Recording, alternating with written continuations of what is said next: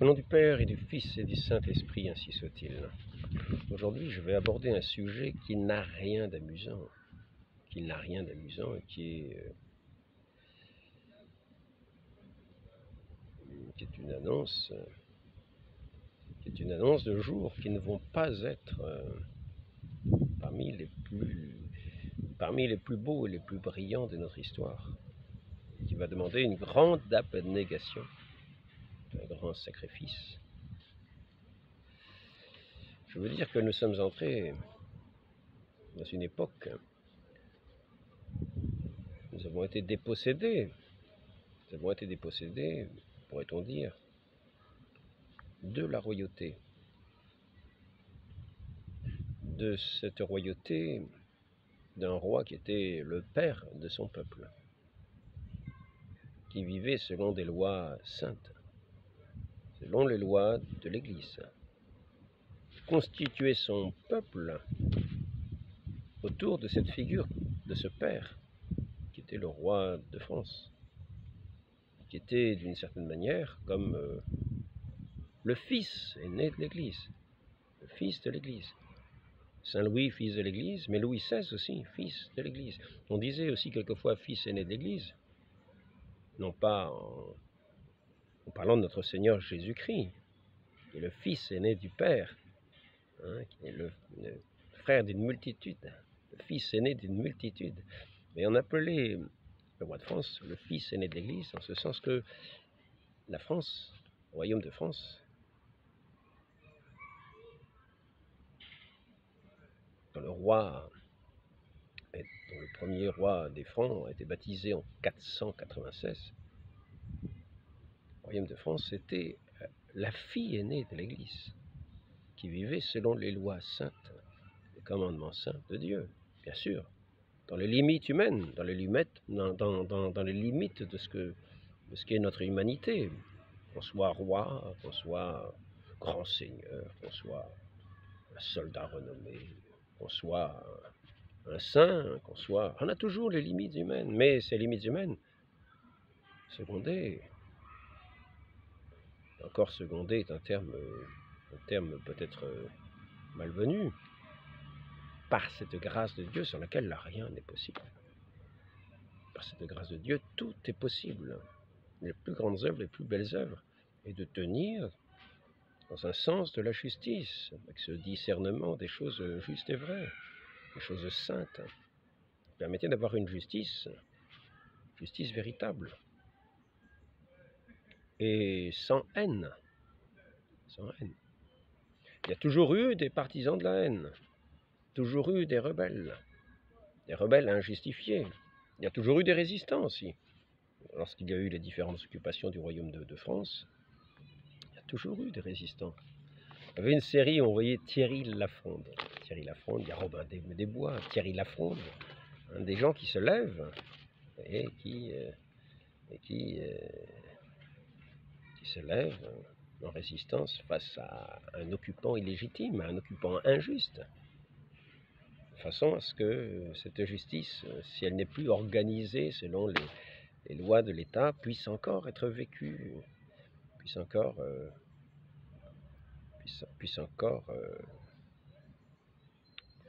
combattre pour la justice. Les affamés, les assoiffés de justice, ils en seront rassasiés au ciel. Parce que nous aurons bien combattu ici-bas les armes à la main. Quand je dis les armes à la main, c'est l'expression que saint Vincent de Paul utilisait pour parler des filles de la charité, qui étaient sans cesse à leur ouvrage, sans cesse aux œuvres de charité. Et il fallait qu'elles meurent, les armes à la main, c'est-à-dire dans ces œuvres divines, au milieu de ces occupations, de ces œuvres divines. Non pas comme des oisifs, mais des gens qui œuvrent pour le royaume des dieux, non pas les mains dans les poches ou les bras croisés, mais œuvrant pour le Seigneur. Ainsi, tous ceux qui ont résisté à des régimes oppresseurs, véritablement oppresseurs. Il ne s'agit pas de vouloir imposer le péché, l'iniquité, dans un règne de justice, et à se sentir opprimé parce qu'on est injuste, et que la justice va faire peser sur nous son joug. pour nous corriger, pour nous amender.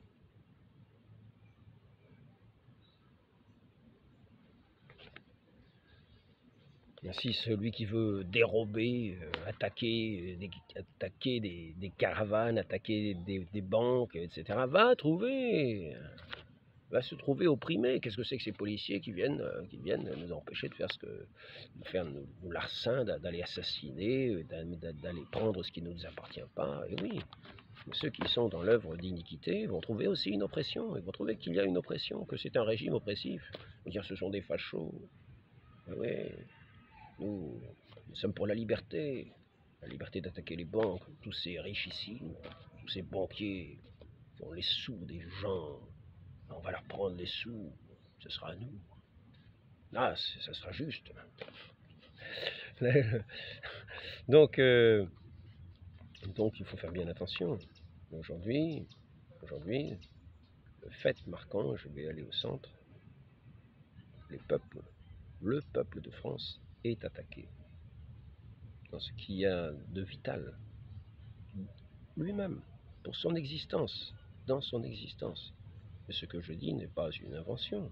Ce que je dis n'est pas une invention. Nous avons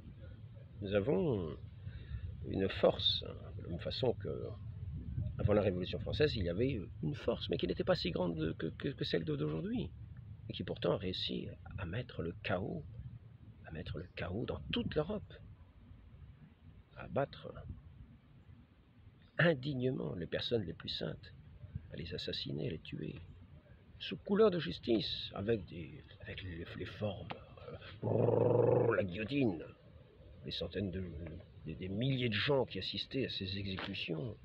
Et on avait l'impression que la justice s'exerçait contre ces mauvaises personnes qui étaient déclarées iniques, déclarées des tyrans, déclarées des personnes odieuses qu'il fallait abattre. Et oui, aujourd'hui c'est le peuple français qui est déclaré le peuple odieux, le peuple de fascistes. Oui, ce peuple français qui ne demande qu'à exister et qui se voit attaqué dans son essence, dans ce qu'il est, dans sa culture, bientôt dans sa langue, pour ceux qui ont encore un fond chrétien dans leur religion. C'est ce que je vais montrer dans tout cet entretien, pour montrer quel est le véritable combat auquel nous sommes confrontés. Donc je tiens à rappeler certaines choses qui sont de l'histoire. En général, les révolutionnaires n'ont pas froid aux yeux.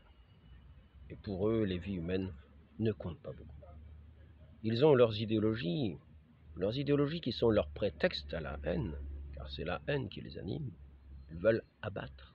Mais ce qu'ils reconstruisent après est au gré du vent. Ils ont abattu leur royauté, ce n'est pas eux qui ont rétabli la République, parce qu'il n'y a pas eu de République. Napoléon a succédé à la Révolution. Il a rétabli un certain ordre. Au milieu d'une Europe qui s'était coalisée contre cette France. Il a régné partout son iniquité publique, son iniquité, face au commandement de Dieu, face aux préceptes divins les plus sacrés, pour mettre ces nouvelles lois. Mais ces nouvelles lois, ce qui étaient en fait les lois du profit, comme nous l'avons vu. En Angleterre, la révolution qu'il y avait eu avait permis d'installer la bourgeoisie, qui avait exproprié par le moyen de son parlement, c'est-à-dire cette haute bourgeoisie ou cette noblesse, je ne sais pas ce que ça pouvait être comme qui avait exproprié tous les petits paysans et ne laissant que les très grandes propriétés, de manière à ce que cette masse paysanne et les petits manouvriers qui étaient autour de ces fermes se sont trouvés sans travail et se sont trouvés à aller dans ces lieux de ces nouvelles manufactures tenues par cette bourgeoisie qui avait le Parlement. C'est ce que Voltaire appelait les Lumières. Nous avons vu des gens, et là on ne peut pas dire que ce n'était pas une sorte de guerre au peuple, car ce peuple a été réduit en esclavage. Nous avons vu des enfants enfants de moins de 10 ans, aller dans les mines, les femmes, les enfants, les parents, le père, la mère, pour presque rien, pour une misère. Ils avaient été expropriés, on leur a donné d'aller travailler dans ces manufactures pour une misère. Ils étaient dans la misère. Il fallait fanatiser ces gens pour abattre ensuite cette puissance qui résistait, cette puissance de l'argent naissante, parce que comme ces manufactures tournaient avec une main-d'œuvre peu chère, les prix des produits étaient hors concurrence. Il fallait pouvoir augmenter cet empire de l'argent, et il fallait abattre la puissance qui s'opposait moralement à ce règne de l'argent. France, le royaume de France, puissance principale, puissance universelle car sa langue était universelle. C'est ainsi qu'on a utilisé le français pour répandre les idées révolutionnaires à travers l'Europe.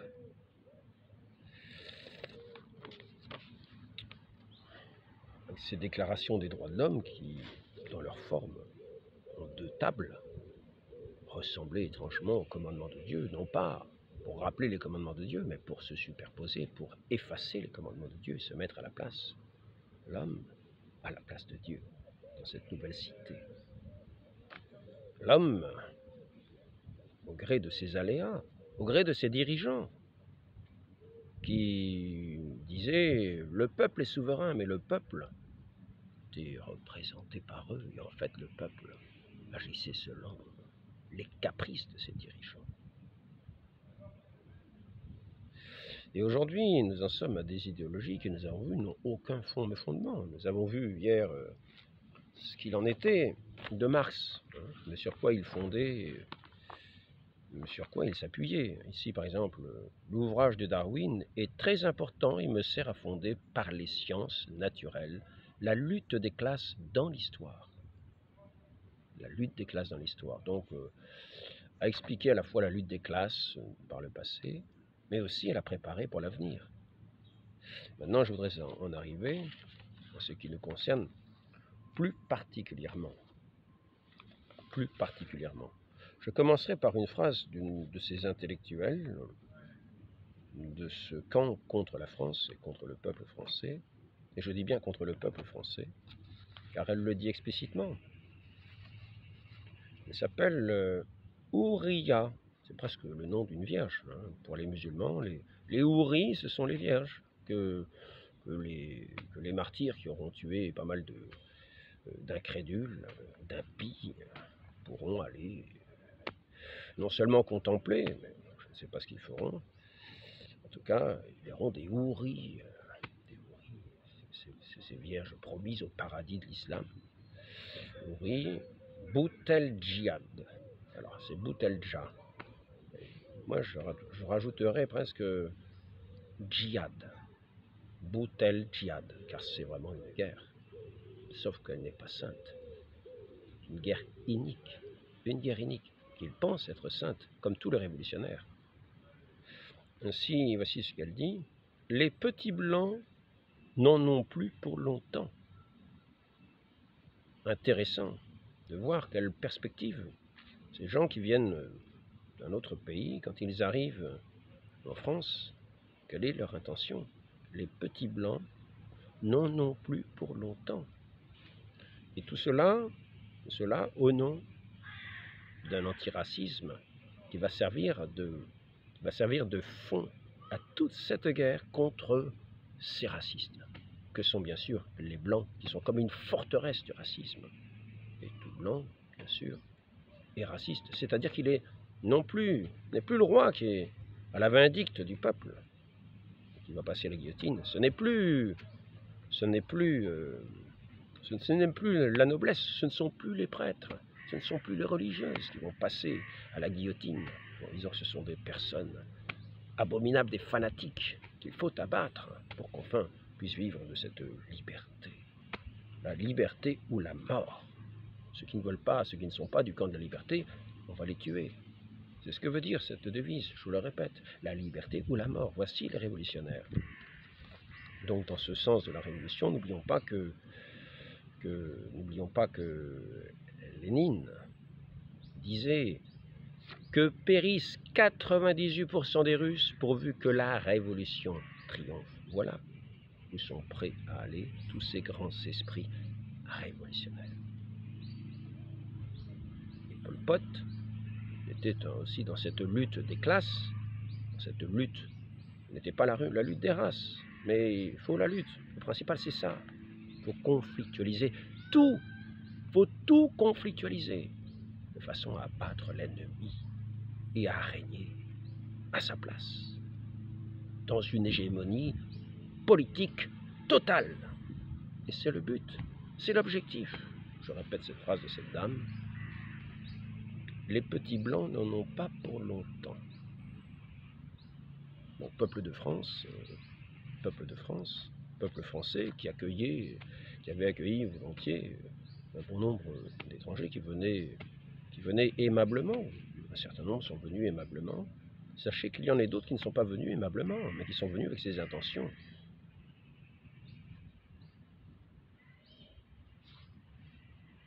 Les petits blancs n'en ont plus pour longtemps. Et je citerai d'autres phrases de cette dame, car j'en ai trouvé d'autres. J'en ai trouvé d'autres qui sont aussi réjouissantes.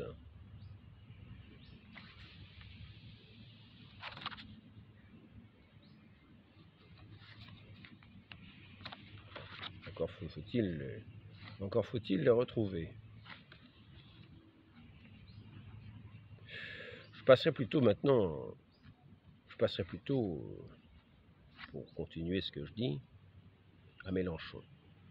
Je vous ai dit, une hégémonie politique, c'est-à-dire qu'on prend le pouvoir par des conflits de classe ou de race, peu importe. Là, il s'agit d'éliminer les Blancs, éliminer le peuple de France pour mettre à sa place, pour régner à sa place, sur sa terre, Alors il faut savoir que les universités sont acquises à toutes ces idées-là. Je vais prendre ce qui est du domaine intellectuel qu'on appelle en général la gauche, parce que la gauche, c'est le domaine intellectuel, il faut quand même le savoir. Mais c'est ce que dit donc Mélenchon au sujet de cette hégémonie politique qu'ils veulent établir. Ils le disent. La voie révolutionnaire choisie au Venezuela, comme dans les autres pays, donc la voie révolutionnaire, c'est pas la voie démocratique. Non, c'est la voie de la force. La révolution, c'est la force. On se sert de certaines classes comme main-d'œuvre pour abattre les obstacles. On les trouve dans les rues, à tout casser, à brûler, assassiner, à faire pression, pour donner plus de force au discours, plus de conviction au discours, plus de crainte à ceux qui ne partagent pas ces convictions et qui se trouvent du fait dans le mauvais camp, mais qui n'osent rien dire et qui ne sont pas armés, ni spirituellement, ni spirituellement, ni idéologiquement. Car ces gens-là ont tout un discours idéologique qui se tient. Ils ne se rendent pas compte que c'est le discours de la haine, mais c'est le discours de la haine, c'est leur moteur. Mais c'est un discours de haine qui trouve une cohérence, qui veut s'appuyer sur une sorte de science. Par exemple, là, nous avons Marx qui s'appuie sur l'évolution de Darwin, établie comme une science. Et nous l'avons vu, qui n'en est pas. Il y a toujours les chaînons manquants. Nous voyons que dans la constitution du matériel des gènes, eh bien, nous voyons que dans chaque espèce, ce matériel est à peu près identique dans tous les individus, mais que d'une espèce à une autre, ce matériel est de grandes différences, qui à peu près de l'ordre de 5%, alors que entre individus, on en a entre 0,5%. Donc ça fait une grande marge entre les espèces, comme un petit peu le chaînon manquant, pour ce qui est de la paléontologie, de l'étude des fossiles. Et nous voyons que ce chaînon manquant signifie tout simplement que, scientifiquement, on n'arrive pas à démontrer le lien entre les différentes espèces, comme d'une évolution progressive.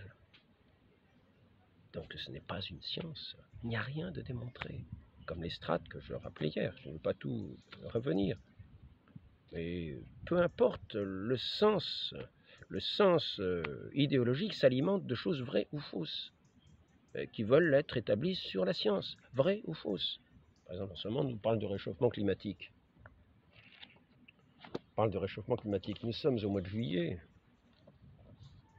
J'ai pris hier que le relevé, aujourd'hui c'est à peu près le même temps.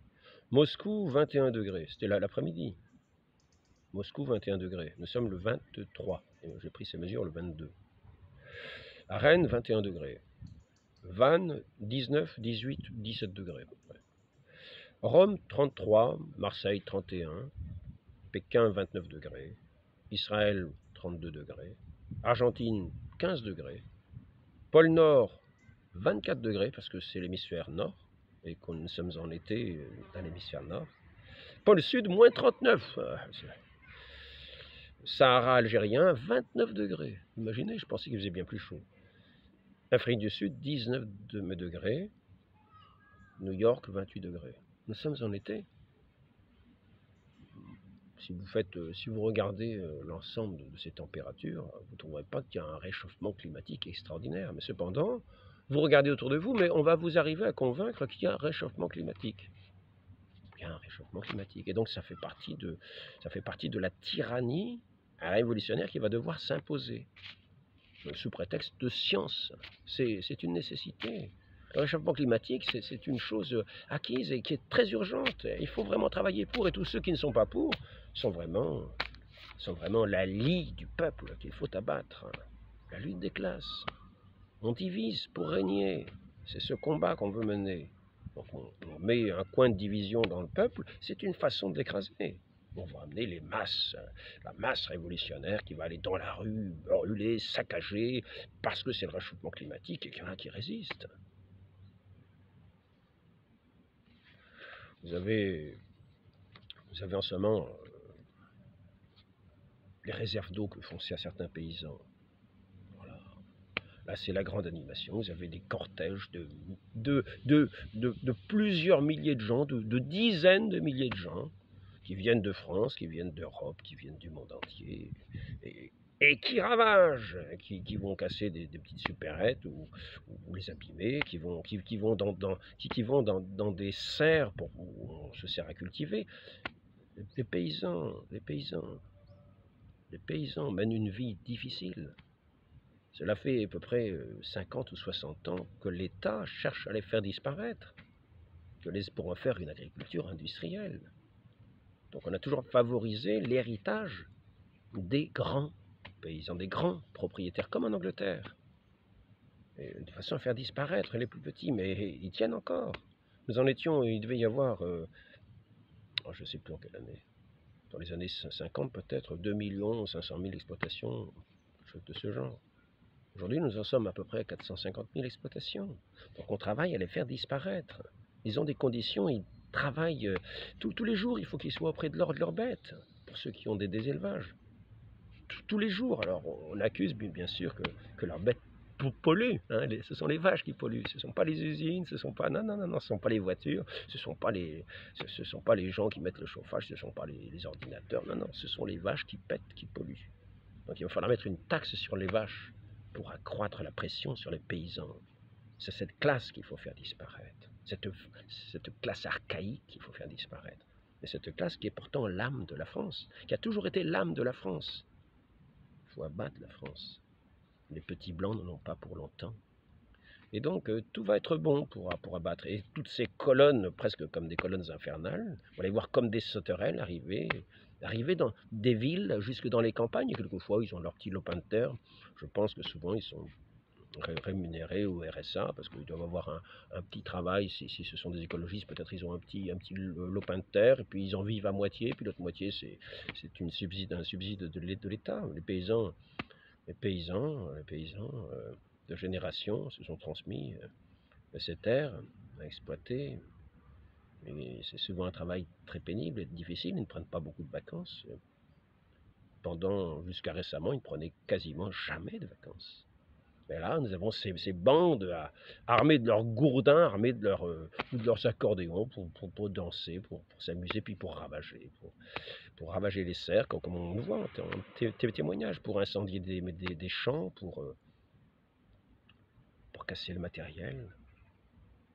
Nous les voyons arriver et rendre impossible la vie de ces paysans. Au lieu d'agir par de simples lois, si ces réserves d'eau ne sont pas bonnes, ben, en démocratie, puisque c'est en régime démocratique, normalement, les choses passent au Parlement, elles sont votées, on explique clairement les différents éléments, le point pour et les points contre, c'est décidé dans les parlements. Il n'y a pas besoin de faire des révolutions et d'amener des bandes armées pour aller faire des victimes parmi les policiers, des victimes parmi les manifestants. Cette guerre révolutionnaire, il faut bien savoir qu'il faut animer le fanatisme, savoir si ces choses sont vraies. On les affirme. On va dire que ces paysans agissent vraiment contre la survie de la planète. Il en va de la survie de la planète. Il en va de l'eau qui manque. L'eau manque. Je ne sais pas si vous avez vu en France que l'eau manque, mais nous pourrions reprendre le décompte que je faisais tout à l'heure. Rennes, 21 degrés, etc., etc. Si vous allez dans le désert, c'est sûr que l'eau manque. C'est sûr que quelquefois, il y a des crues dans certaines parties du monde. Ça a toujours été. Ça a toujours été. Et quelquefois, il y a aussi des phases qui peuvent arriver, même des cycles dans le soleil, qui fait qu'il y a quelquefois des petits réchauffements, quelquefois des refroidissements. Du temps de Louis XIV, il me semble que c'était un refroidissement. Et donc cette eau, dans les pays tempérés, on ne voit pas encore qu'elle manque tant que ça. Et si elle manque, eh bien, comme certaines années, comme cela se faisait auparavant. Hein. Avant, il y avait des famines. Aujourd'hui, nous avons des réserves de blé, des silos à blé, et des réserves d'eau.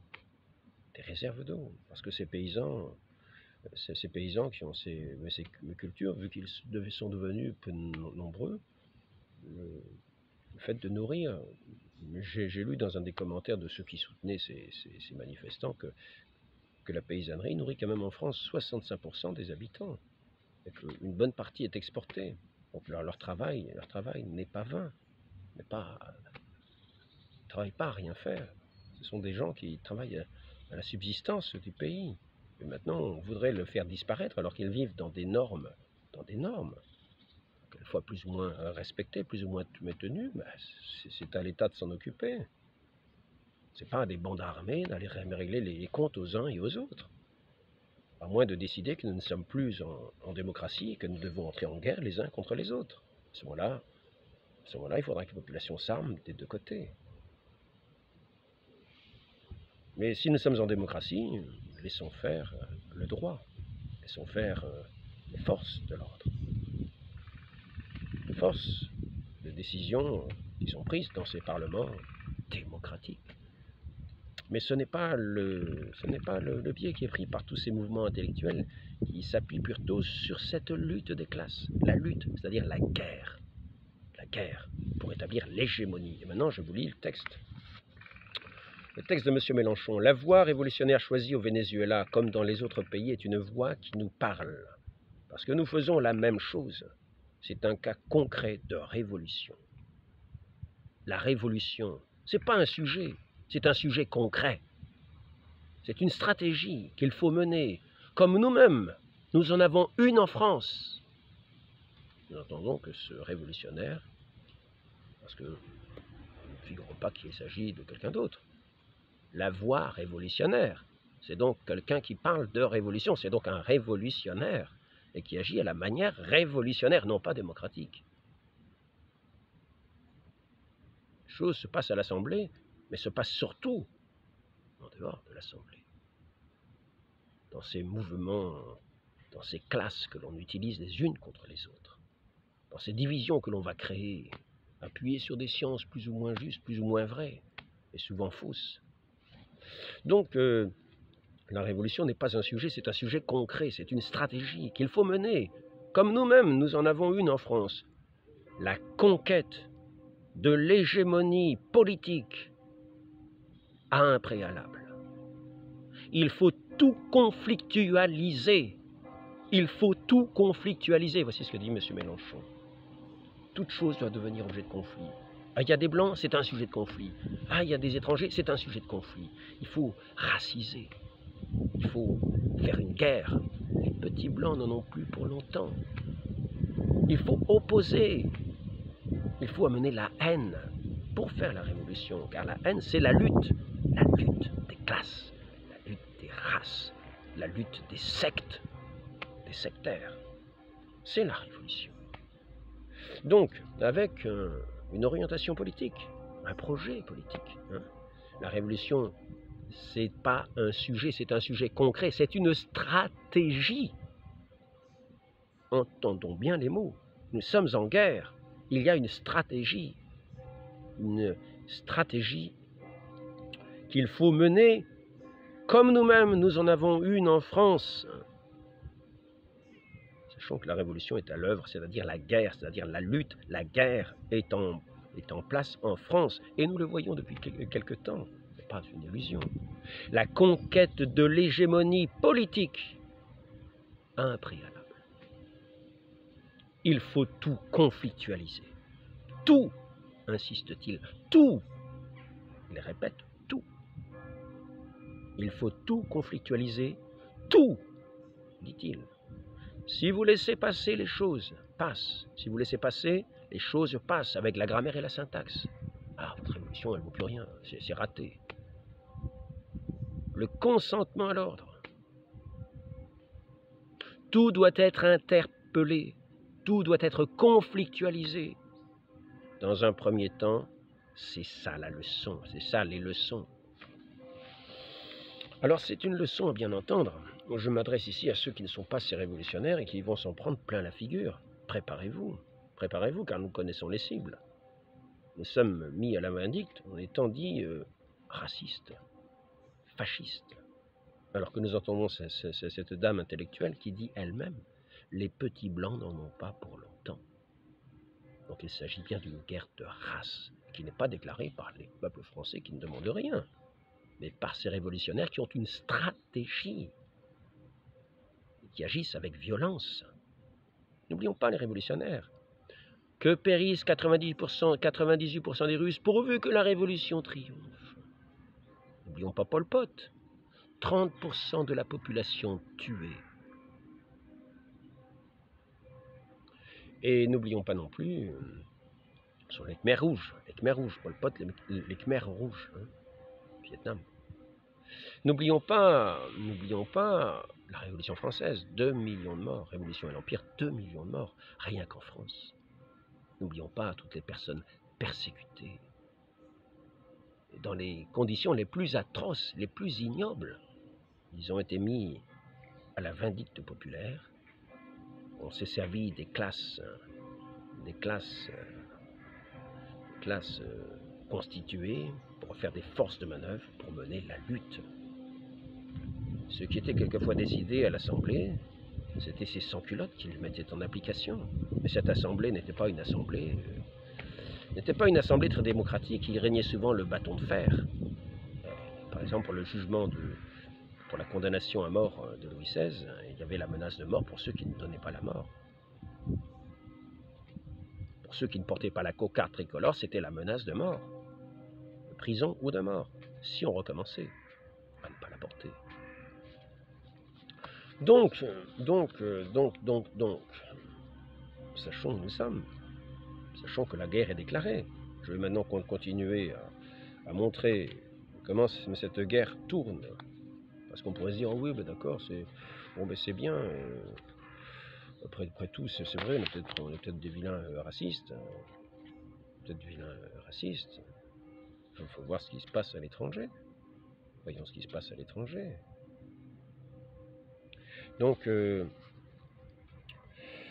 persécution, j'aurais bien aimé trouver les quelques autres références que j'avais mises. Persécution des chrétiens. Là, je vais peut-être trouver ici. Voilà, c'est ici que j'ai pris note. Donc, nous continuons avec cette dame, Ouria Boutelja.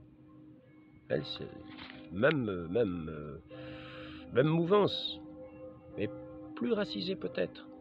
Hein, se sert de ces classes-là pour mener cette guerre contre le peuple français. Pour abattre la France, en gros. Pour faire qu'elle tombe sous l'hégémonie politique de ce courant révolutionnaire. On ne sait pas ce que c'est, mais eux le savent, et ils ont la stratégie. Donc, les petits blancs n'en ont plus pour longtemps. Ici, voter RN est un acte de guerre contre les Noirs et les Arabes. C'est elle qui dit ça, Ouria Boutelja. Acte de guerre contre un semblable du point de vue de la classe, parce que ceux qui, par exemple, ont voté RN sont souvent les mêmes du point de vue de la classe. Ce sont les classes qui sont le plus en difficulté, qui sont laborieuses, qui travaillent au même titre que ceux qui sont de leur camp. Eux, c'est normalement le camp des travailleurs, mais ils n'ont presque plus de travailleurs, parce que maintenant ils sont au RN. Donc ils ont pris d'autres classes pour arriver à leur fin, à leur hégémonie politique. Donc, du point de vue, contre un semblable du point de vue de la classe et un dissemblable du point de vue de la race. Nous en revenons à la race.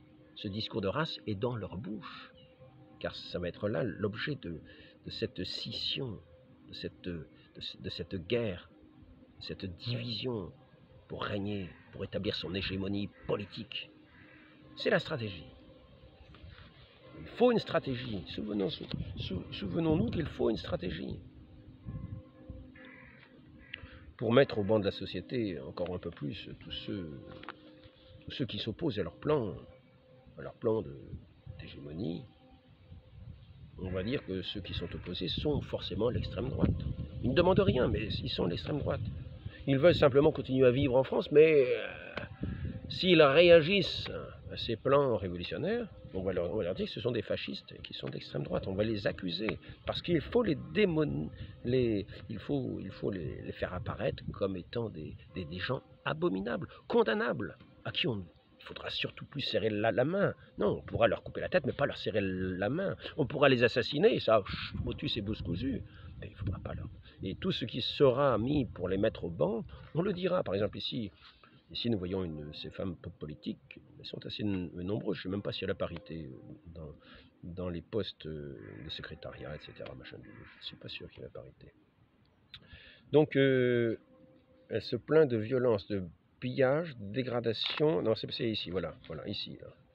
C'est une femme politique qui dit que le maire, comment ça s'appelle déjà, la ville, je ne me souviens plus. Oh ben, je n'ai pas noté la ville, tiens. Bon, ben, d'une certaine ville, la propriété du maire a été brûlée. Effectivement, c'est par des gens qui voulaient résister à l'implantation d'un centre d'accueil de demandeurs d'asile qui allait être implanté près d'une école élémentaire. Alors on les accuse de racisme. Mais le problème, c'est que dans ces centres d'accueil, comment dire, il reste des personnes jeunes, oisives, qu'on ne connaît pas, et qui, en différents endroits, on ne sait pas d'où ils viennent, pour quelles raisons sont-ils là. Il y en a qui fuient le pays, non pas parce qu'ils sont persécutés, parce que peut-être ce sont des assassins aussi. Nous n'en savons rien. Nous n'en savons rien. Nous ne connaissons pas les motifs pour pourquoi une personne est persécutée dans un pays. Toutes ne sont pas persécutées, car nous remarquons que parmi tous ces gens qui viennent, nous n'en voyons pas beaucoup d'âgés. Nous ne voyons pas les parents de réfugiés. Non, nous ne voyons que des jeunes qui sont là, la vingtaine, en pleine forme.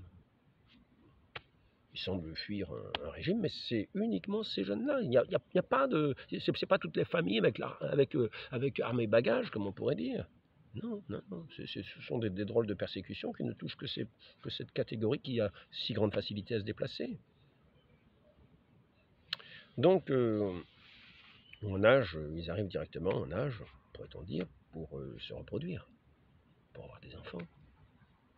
Dans la pyramide des âges, si on fait le total de ces jeunes qui arrivent en France, nous verrons que s'il n'y a pas une population égale, c'est la meilleure façon pour arriver en grand nombre très vite, c'est de mettre des jeunes qui en plus, pour cette lutte que l'on veut mener contre les petits blancs, seront les mieux armés. Donc ici, c'est simplement une plainte qu'on met ce centre à côté d'une école élémentaire, avec des enfants. Voilà, de gens qui sont là, qui vont passer leur temps à rien faire pendant un certain temps, à côté d'une école où il y a des enfants. C'est l'objet de la plainte, parce que sinon, ce centre existait déjà un peu plus loin. Donc il s'agissait de le déménager à côté de cette école. Et donc les gens résistaient, mais il y en a qui étaient plus opiniâtres. Alors on traitait tous ces gens-là d'extrême droite. Il faut bien sûr dire que ce sont des racistes et des gens d'extrême droite. Parce que s'ils résistent à ce centre-là, c'est parce qu'ils sont racistes, c'est pas parce qu'ils viennent à côté de cette école. Enfin, voilà, il faut rétablir les choses comme elles sont, si on veut bien comprendre, ce qui se passe, si on veut bien comprendre le mécanisme. Nous avons toute une caste politique qui va jeter l'opprobre sur toute une partie de la population qu'on veut abattre. Pour montrer ça, je peux prendre une autre phrase de M. Mélenchon. Vous allez voir que ce que je dis est tout à fait justifié. Donc, M. Mélenchon, nous prendrons le pouvoir par les communautés racisées. Donc il s'agit de jeter à la vindicte de cette population qui n'est pas racisée, c'est-à-dire les Blancs. C'est ce qu'on appelle qui n'est pas racisé, parce que c'est tout un vocabulaire. Je ne vois pas pourquoi les Blancs ne sont pas racisés, c'est une race. La race des Blancs, une espèce, une race. C'est pas une espèce, c'est une race. Et certains disent qu'il n'y a même pas de race. Mais certains disent qu'il n'y a même pas de race. On dit qu'ils sont racisés. Donc nous prendrons le pouvoir par les communautés racisées. C'est ce que dit M. Mélenchon. Quelle est la Nouvelle-France? Ce sont ces populations racisées. C'est l'hégémonie politique de cette Nouvelle-France telle que je viens de la décrire, par genre, par manière de vivre, par culture, que nous allons appeler à la conquête du pouvoir. Parce que dans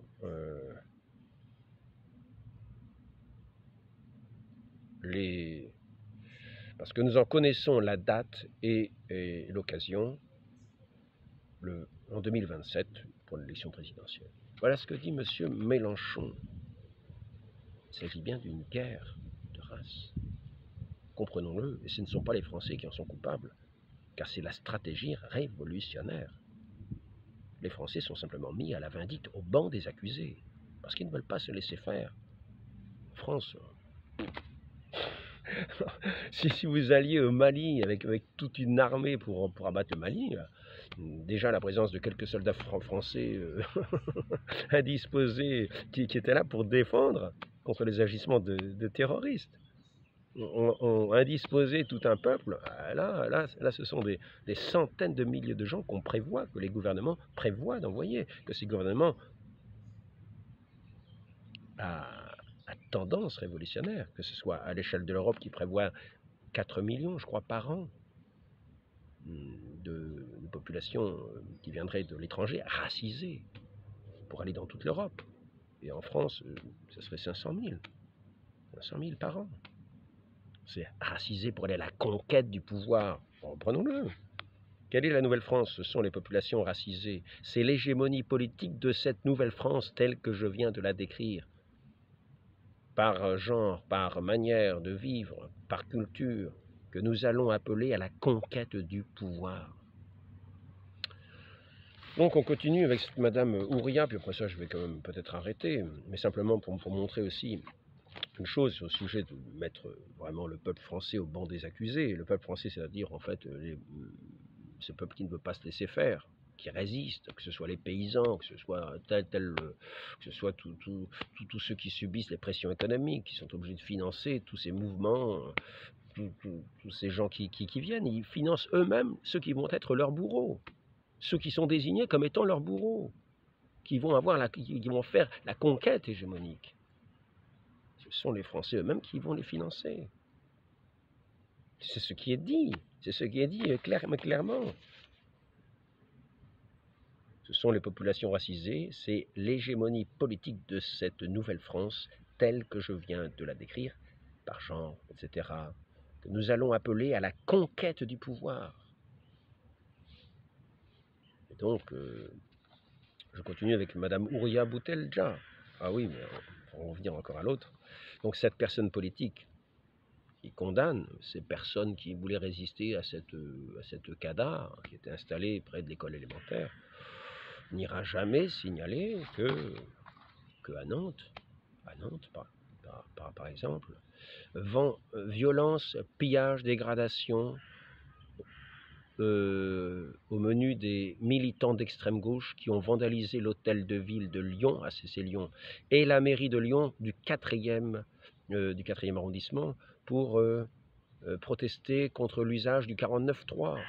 Et le 17 mars, c'est à peu près la même période que l'autre mairie, mais cette personne politique de gauche, d'extrême gauche, de la fille, vraiment, avec acharnement, dénoncer ces gens comme étant d'extrême droite et comme étant la violence même, comme sous-entendant que cette violence augmentait, que c'était la seule violence qui existait en France était due à ces mauvais blancs, à ces racistes, à cette extrême droite, à ces fascistes, à ces nazis.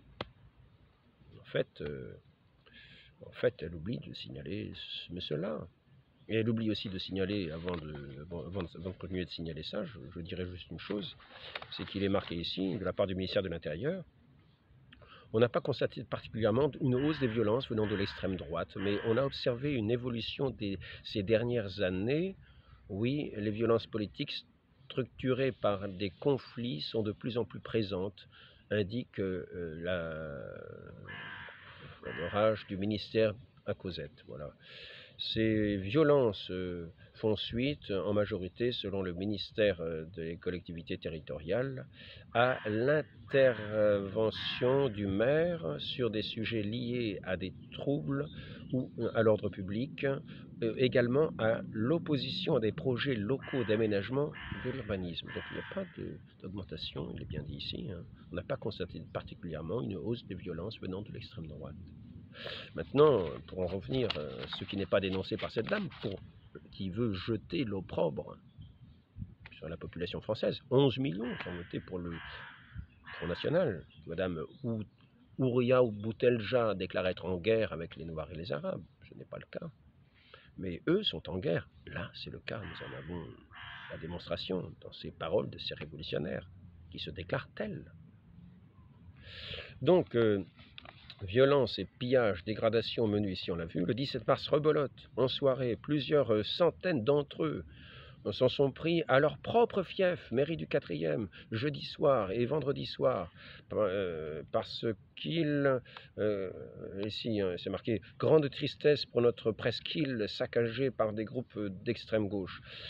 Anne, Braguena, bon, etc., vous prônez la désobéissance civile, vous laissez vos élus justifier la violence, vous y dénoncez jamais l'ultra-gauche. Voilà ce qui est dit. Mais non, parce qu'il y a une stratégie.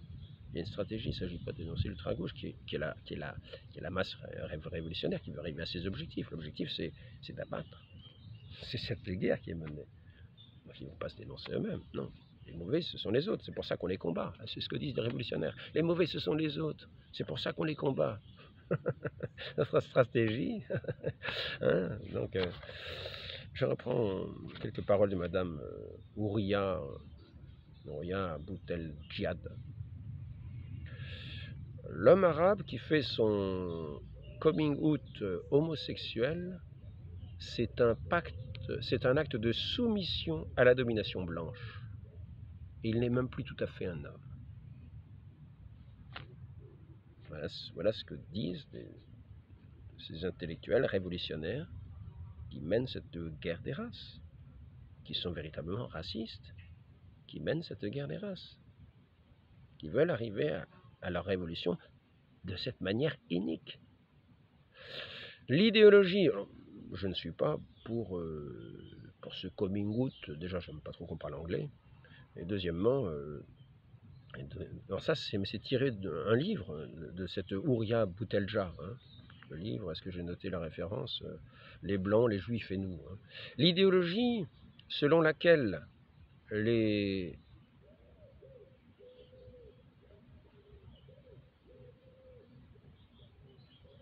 Ah oui, les couples mixtes, l'idéologie selon laquelle les couples mixtes c'est beau, c'est pourri. Là, c'est ce qu'elle dit.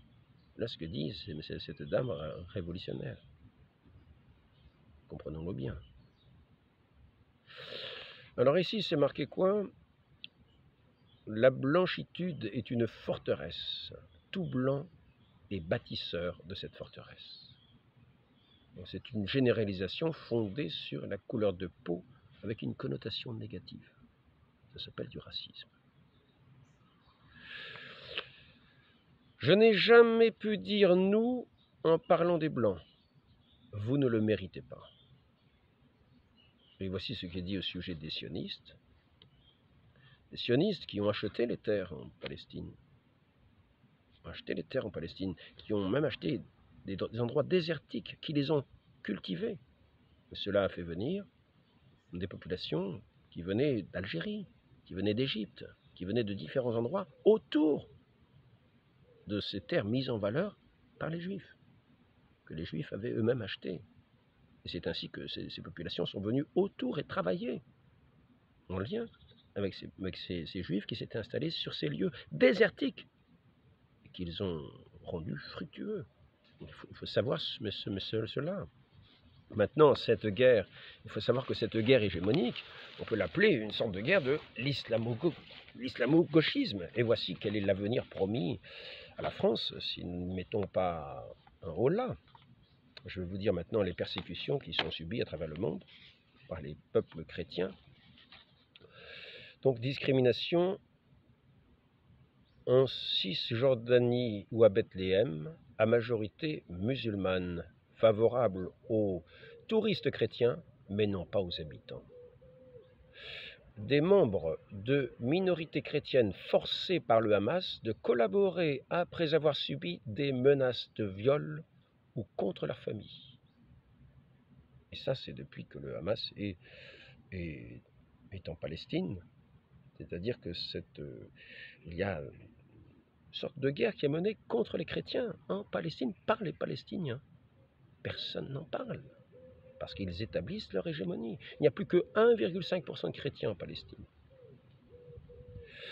Donc, les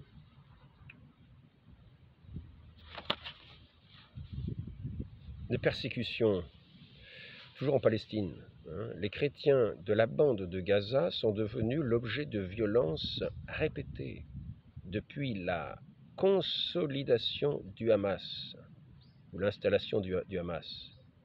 Entre 2007 et 2011, c'est la date de l'article, attentats explosifs contre des écoles, des institutions chrétiennes. Les chrétiens représentent 1,5% de la population. Voilà. Alors,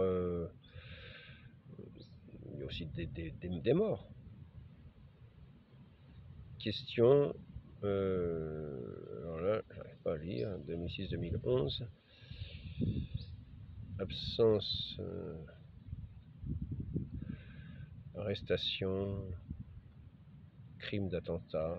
Enfin, bon, là, c'est en bas de page. Bon, maintenant, je voudrais simplement mettre à travers le monde les persécutions, par exemple, anti-chrétiennes, pour montrer que là où l'islam s'impose, il ne faut pas croire que ce soit, comment dire, le vivre ensemble.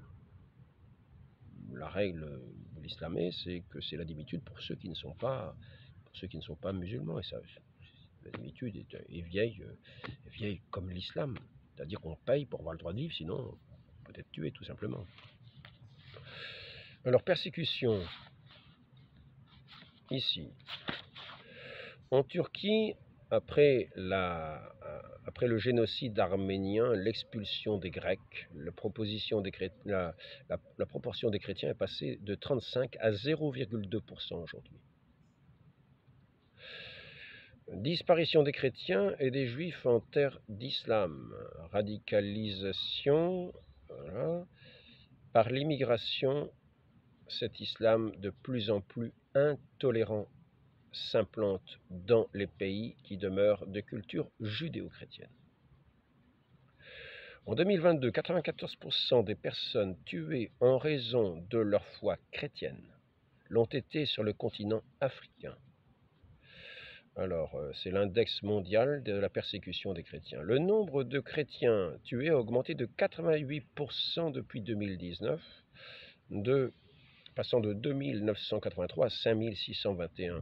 Nigeria aussi. Nigeria, je crois qu'il y a 2 par jour qui sont tués. Nigeria, en gros, quoi. Et aussi Congo, Mozambique, Cameroun, Burkina Faso, Centrafrique. Destruction des églises en Chine. Les chrétiens du Liban sont passés de à peu près avant-guerre, dans les années 30, c'était 55%. Et ils font aujourd'hui, je crois, 35%. C'est encore important. Mais il y a une tendance à fuir, non pas forcément à cause des guerres qu'il y a eu par le passé, encore récemment, dans les années 80, il me semble. Mais maintenant, c'est aussi pour fuir la misère dans laquelle ils se trouvent. Donc un bon nombre vont faire des études ailleurs et ne reviennent pas. Parmi la jeunesse, peut-être ces chrétiens-là sont eux aussi condamnés à disparaître du Liban. Donc destruction des églises en Chine, on l'a vu. Hors du Liban, il y aurait 14 millions de Libanais chrétiens. Hors du Liban. Alors ici, persécution chrétien d'Orient, proche d'un génocide dans certaines régions dans le monde. C'est la Croix du 8 mai 2019. Selon un rapport commandé par le secrétaire d'État britannique, Jeremy Hunt, les croyants persécutés sont chrétiens dans une écrasante majorité, 80%, avec risque d'éradication ou de disparition. Irak, on est passé de 1,5 million à 200 000 habitants. 1,5 million en 2003 à 200 000 habitants. En Syrie, on est passé de 1,7 million à 450 000. Donc toujours la même date, avec ça s'appelait l'État islamique. Discrimination en Asie du Sud-Est, en Afrique subsaharienne, avec autoritarisme d'État. Donc il faut savoir que quand on n'est plus maître chez soi, on est persécuté. Donc sachons bien, les petits blancs, comme disait cette dame, les petits blancs n'en ont plus pour longtemps. Ouria, Boutelja, sachons à qui nous avons affaire quand nous écoutons ces personnes, si nous sommes admiratifs, et sachons pour cette gauche qui est islamo-gauchiste, qui mène son combat révolutionnaire, que quand ils auront introduit l'islam en France et qu'il sera largement majoritaire, ils seront les premières victimes. Parce que, en général, ceux qui sont de la gauche ne sont pas connus pour être particulièrement pieux. Les chrétiens peut-être un peu plus. Donc les chrétiens auraient peut-être un peu plus le droit de vivre. Ce n'est pas sûr. Je ne pense pas. Donc, éradication des chrétiens et d'autres minorités par l'épée s'est révélé être l'objectif spécifique et déclaré de certains groupes extrémistes en Syrie, en Irak, en Égypte, au Nigeria, au nord-est du Nigeria et aux Philippines. Étude faite après les menaces de mort sur Asia Bibi pour blasphème au Pakistan. Les chrétiens d'Orient, le christianisme est en train de disparaître des terres qui l'ont vu naître. Voilà. Donc ne nous y trompons pas. Peuple de France, Thierry Lafronde est de retour. Mais le cantique, j'ai écrit un petit cantique sur Thierry Lafronde, c'est Thierry Lafronde est de retour avec sa fronde de l'amour. Bon, etc. N'oublions jamais, ne nous laissons pas vaincre dans notre âme. C'est cette âme, nous sommes ce temple de Dieu. Ne nous laissons jamais vaincre. Et soyons sûrs que nous avons une perle précieuse. Cette perle précieuse, c'est ce don de Dieu. Et qu'il nous faut tout vendre pour garder cette perle précieuse. Mais nous pouvons combattre aussi pour notre survie. Sachons ne pas nous laisser berner. Sachons résister. Maintenant, le combat de la résistance et le combat de la foi. Les deux.